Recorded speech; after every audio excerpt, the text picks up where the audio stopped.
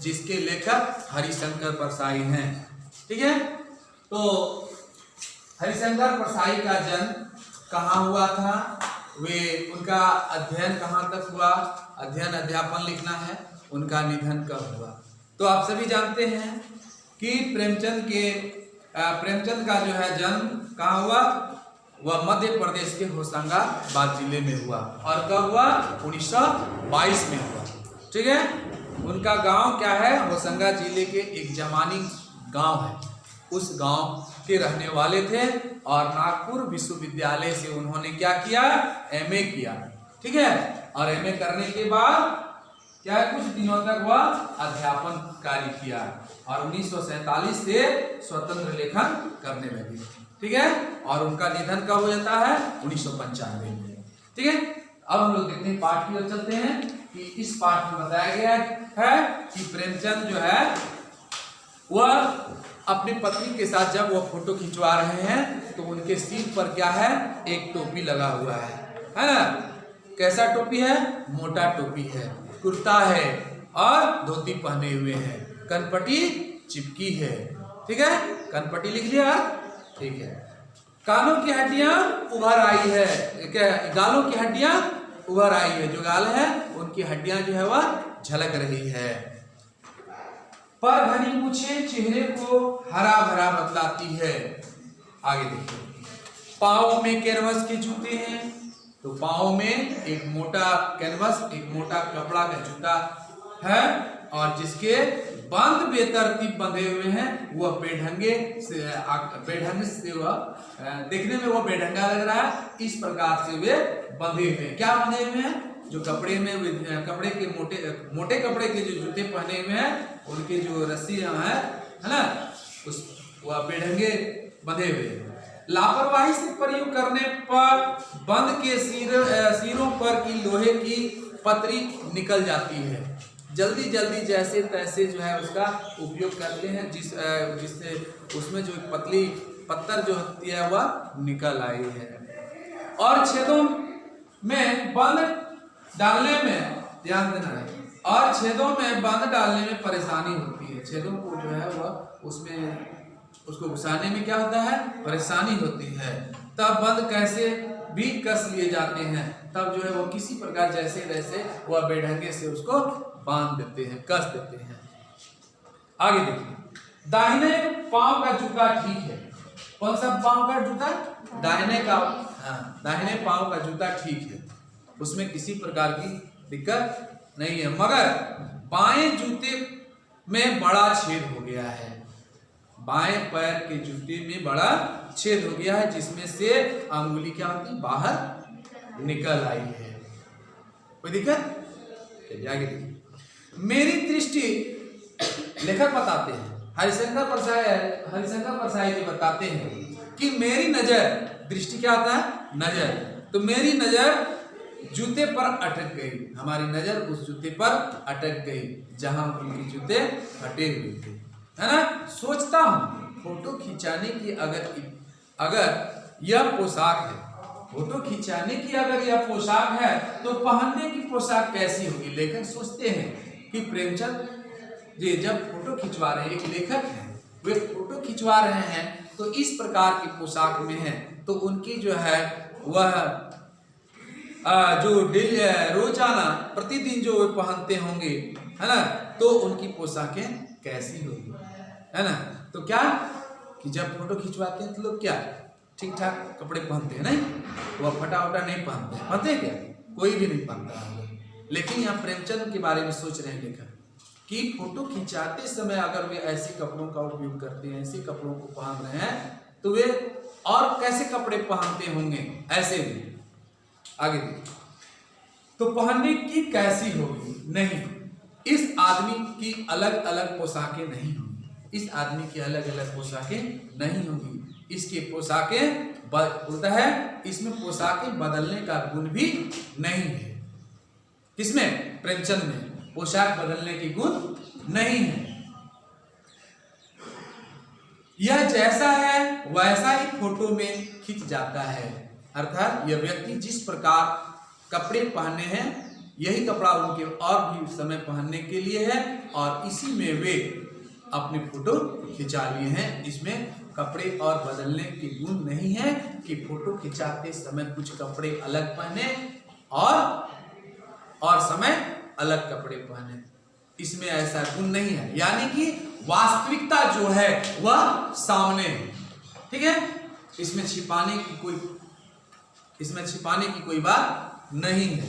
आगे, मैं चेहरे की तरफ देखता हूं, क्या तुम्हें मालूम है मैं साहित्यिक पुरखे की, तुम्हारा जूता फट गया है। पुरखे क्या होता है? पुरखे का लिख लीजिए, पूर्वज। पुरखे क्या होता है? पूर्वज।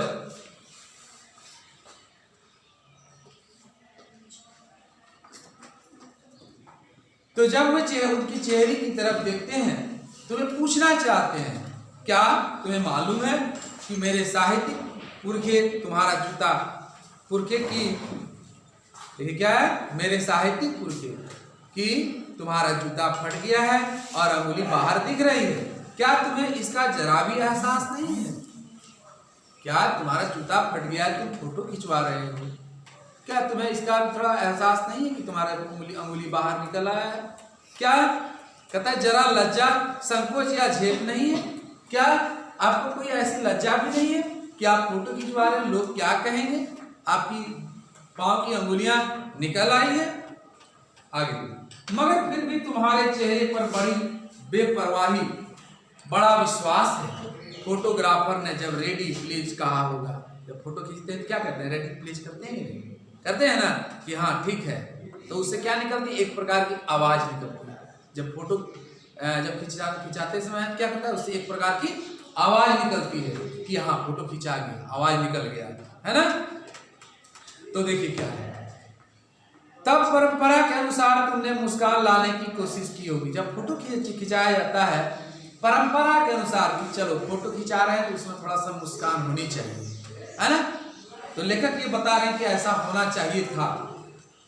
दर्द के गहरे कुएं के तल में कहीं पड़ी मुस्कान को धीरे धीरे खींचकर ऊपर निकाल रहे होंगे, ये अपना अनुमान बता रहे हैं, है ना। ऐसा कर रहे होंगे कि बीच में ही क्लिक करके फोटोग्राफर ने थैंक यू कह दिया होगा, है ना।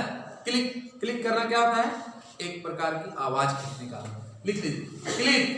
क्लिक का अर्थ होता है फोटो लिए जाने की आवाज। क्लिक का अर्थ होता है फोटो लिए जाने की आवाज, फोटो लिए जाने की आवाज, लिख लीजिए। चलिए देखिए आगे, यह अधूरी मुस्कान, क्यों कहा यह अधूरी मुस्कान? उन्होंने अनुमान लगाया कि आप परंपरा के अनुसार आप जो है उस मुस्कान लाने का प्रयास कर रहे होंगे, लेकिन तब तक में जो कैमरामैन है, फोटोग्राफर है, उन्होंने क्या कह दिया? थैंक यू कह दिया। फोटो खींच करके वह थैंक यू कर दिया, है ना, कह दिया होगा। विचित्र है यह अधूरी मुस्कान, यानी कि आपकी मुस्कान जो है वह अधूरी रह गई, है ना। यह मुस्कान नहीं, इसमें उपहास है, व्यंग है। उपहास का लिखिए। उपहास का अर्थ क्या होता है? उपहास का अर्थ होता है हंसी उड़ाना, ठीक है। यह उपहास है, व्यंग है, यह हंसने योग्य है कि आपकी मुस्कान अधूरी रह गई होगी, तो यह उपहास है। क्या है यह? उपहास है, यह मुस्कान नहीं, इसमें उपहास है, व्यंग, ठीक है। क्लियर? आगे ठीक है, इसमें क्या दिया हुआ है? उपहास है, व्यंग है, हंसने योग्य है। लोग जो है उसमें क्या क्या बोलेंगे, है ना, तरह तरह की बातें कहेंगे। आगे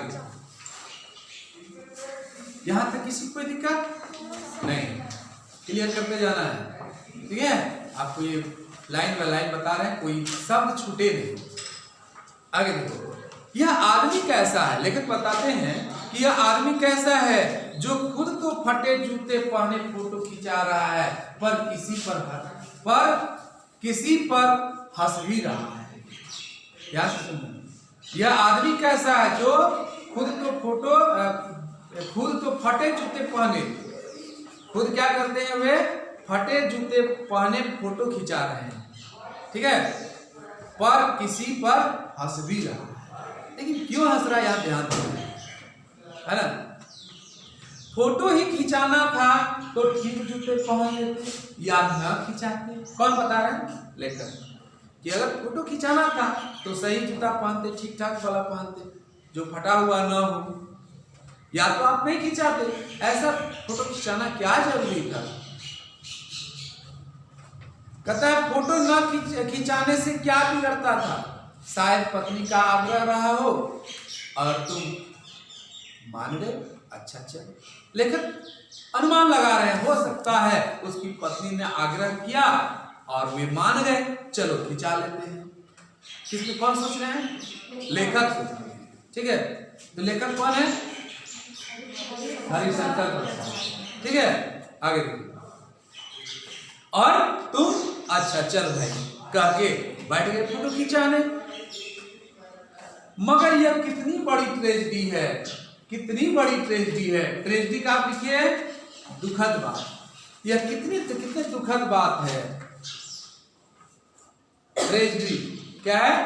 ट्रेजेडी कितनी दुखद है कि आदमी के पास फोटो खिंचाने को भी जूता न हो। यह बहुत दुखद। अब क्या दुखद बात है? लेखक क्या दुखद बात बताते हैं कि इस लेखक को, इतने बड़े लेखक आज फोटो खिंचाने के लिए अच्छे जूते तक नहीं है। यह बहुत दुखद बात है। मैं तुम्हारी यह फोटो देखते देखते तुम्हारे क्लेश को अपने भीतर महसूस करके जैसे रो पड़ना चाहता हूँ। क्या बताते हैं? लेखक बताते हैं तुम्हारी इस फोटो को देखकर, तुम्हारी वास्तविकता को जानकर मुझे रो पड़ने जैसा लगता है ना। लगता है कि मैं अब रो पड़ूं, रोना चाहता हूं। मगर तुम्हारी आंखों का यह तीखा दर्द भरा व्यंग मुझे एकदम रोक देता है। देखिए, मैं रोना चाहता हूं, लेकिन कौन क्या रोक देती है? तुम्हारे आंखों का यह तीखा दर्द भरा व्यंग, तुम्हारे अंदर जो एक प्रकार का दर्द बता रहा है, दर्द महसूस हो रहा है, तो वह मुझे रोक देता है। आगे, तुम फोटो का महत्व नहीं समझते, अंडरलाइन करो।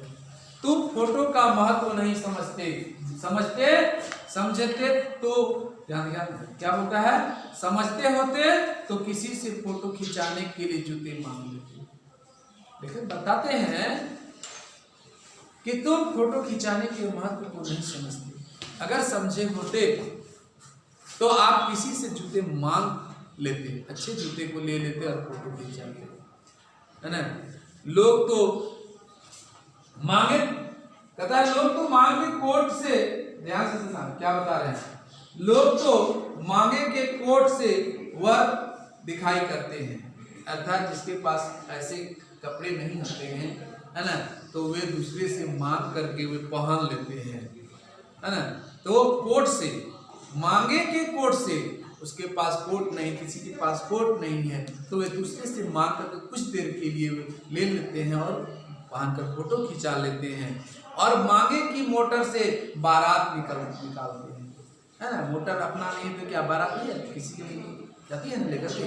आगे फोटो खिंचाने के लिए तो बीबी तक मांग ली जाती है, चलो हमारी बीबी नहीं है तो तुम्हारी बीबी के साथ फोटो खिंचा, ऐसा कोई बोलता है, ऐसा हम लोग क्या सुनते हैं नहीं। तो लेखक यह क्या, एक पाठकों के मन में एक हंसी मुस्कान, है ना, इस पाठ में ऐसा लाया गया है कि पाठक जो है उसके मन में ऐसा कुछ आ जाए।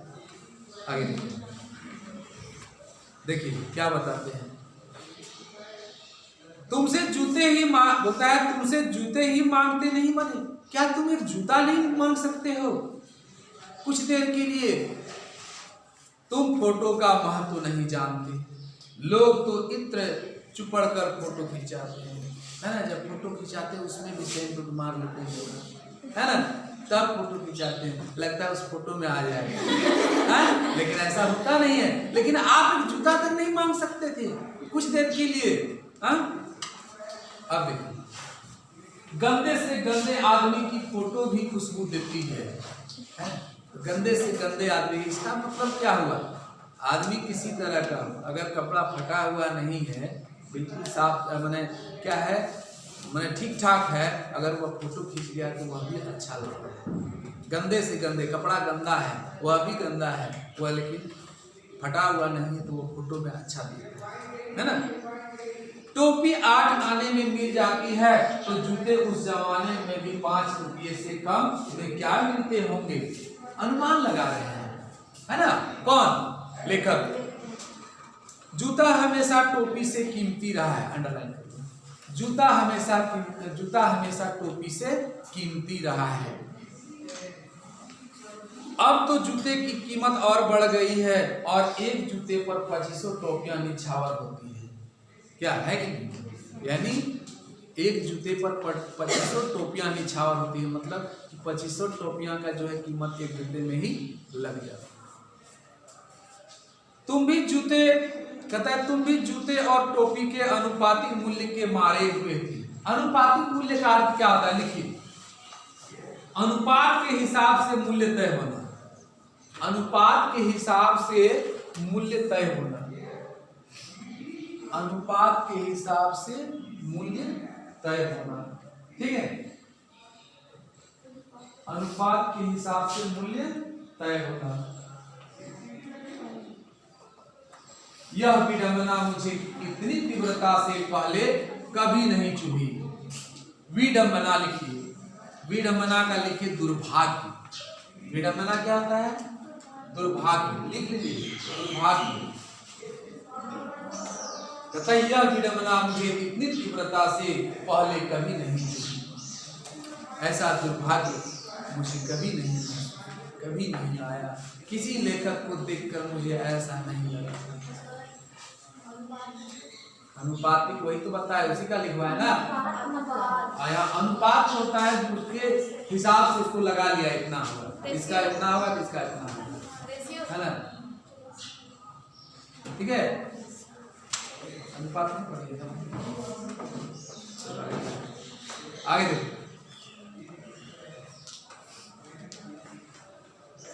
फिर है, जब मैं तुम्हारा फोटो फटा जूता देख रहा हूँ, जब मैं तुम्हारा फटा जूता देख रहा हूँ, तुम महान कथाकार, उपन्यास सम्राट, युग प्रवर्तक, जाने क्या क्या कहलाते थे, मगर फोटो में भी तुम्हारा जूता फटा हुआ है। तुम इतने बड़े लेखक हो, है ना, इतने बड़े लेखक हो, युग उपन्यास सम्राट हो, तुम कितने उपन्यास लिख चुके हो, है ना। युग प्रवर्तक हो, युग प्रवर्तक का क्या होता है? लिखिए, युग को आरंभ करने वाला, युग प्रवर्तक, युग को आरंभ करने वाला, युग प्रवर्तक, युग को आरंभ करने वाला है। आगे लेखक बताते हैं कि तुम इतने बड़े, इतने महान कथाकार हो, कहानीकार हो, एक महान सम्राट, है ना, उपन्यास सम्राट हो, युग प्रवर्तक हो, और जाने क्या क्या कहलाते हो, लेकिन मगर फोटो में तुम्हारा जूता फटा हुआ है, जो सोच भी नहीं सकता, है ना। मेरा जूता भी, कहता है मेरा जूता भी कोई अच्छा नहीं है, पर बताते हैं लेकिन मेरा जूता भी कोई अच्छा नहीं है, लेकिन बताते हैं मेरा जूता जो भी है वो अच्छा नहीं है, लेकिन फटा हुआ नहीं है। देखिए क्या है, यूं ऊपर से अच्छा दिखता है, ऊपर से अच्छा दिखता है। लेखक भी अपना, जो लेखक हैं यह भी जो है अपने बारे में कुछ बताते हैं कि हम जो जूता पहने, है ना, मेरा जो जूता है वह कोई अच्छा नहीं है, लेकिन ऊपर से बहुत अच्छा दिखता है। ठीक है, अंगुली बाहर नहीं निकलती, अंगुली बाहर नहीं निकलती, पर अंगूठे के नीचे तला हट गया है। अंगूठे के नीचे तलवा क्या है? हट गया। कौन देखने वाला है तलवा? तलवा कोई देखेगा? अगर फोटो खिंचाएंगे तो क्या एकदम बिल्कुल बढ़िया आएगा, नया जूता जैसा आएगा कि नहीं है। लेकिन वे बताते हैं कि मेरा, हम जो जूता पहने हैं तो मेरा भी जूता जो है वह ऊपर से अच्छा दिख रहा है, नीचे भले ही फट गया है लेकिन ऊपर से बिल्कुल अच्छा है, उसमें अंगुलियां बाहर नहीं निकलती। आगे अंगुली बाहर नहीं निकलती, पर अंगूठे के नीचे तला फट गया है। अंगूठा जमीन से घिसता है, उसका अंगूठा क्या है, जमीन से घिसता है, फट गया है। आप समझना, लेखक जो है हरिशंकर परसाई का जूता और प्रेमचंद के जूते में क्या अंतर आ रहा है। ऊपर से अच्छा दिखता है ना, अंगुली बाहर नहीं निकलती, पर अंगूठे के नीचे तला फट गया है, अंगूठा जमीन से घिसता है। और पैनी मिट्टी पर कभी रगड़ खाकर लहूलुहान भी हो जाता है। पैर जो है, पैर का जो तलवा है, पैनी जो है, वह कभी कभी जमीन से रगड़ खा करके वह लहूलुहान हो जाता है, उससे खून भी निकल आता है, लेकिन ऊपर से बहुत अच्छा दिखता है। ठीक है, लेकिन क्यों बता रहे हैं कि अगर मैं फोटो खिंचाता हूँ तो मेरा फोटो अच्छा आता है, मेरा अंगुली निकला हुआ नहीं है। कोई ऐसा नहीं सोच सकता है कि मेरे पास जूता अच्छा नहीं है, भले अंदर से कुछ हो, ऊपर से बहुत भीड़ पाए, है कि नहीं। आगे देखिए, और यहाँ पूरा तला गिर जाएगा, पूरा पंजा छिल जाएगा, मगर अंगुली बाहर नहीं दिखेगी। तुम्हारी अंगुली दिखती है पर पांव सुरक्षित है। लेखक बताते हैं कि आपका जूता जो है, जूता में पैर सुरक्षित है, चलने से पैर जमीन पर जो है नहीं घिसेगा, उसमें किसी प्रकार से आपके पैर में कोई क्षति नहीं पहुंचेगा। लेकिन मुझे क्या होता है, हमारी पैर जो है, हमारा पैर क्या होता है, जमीन से घिस कर लहूलुहान हो जाता है। देखिए, पूरा पंजा छिल जाएगा मगर अंगुली बाहर नहीं दिखेगी। तुम्हारी अंगुली दिखती है पर पांव सुरक्षित है। मेरी अंगुली ढकी है पर पंजा नीचे घिस रहा है। तुम पर्दे का महत्व नहीं जानते, हम पर्दे पर कुर्बान हो रहे हैं। तुम पर्दे का महत्व नहीं समझते, हम पर्दे पर कुर्बान हो रहे हैं। ठीक है, कॉपी निकाल सकते हैं, इसको अगर लिखना है तो लिख लीजिए।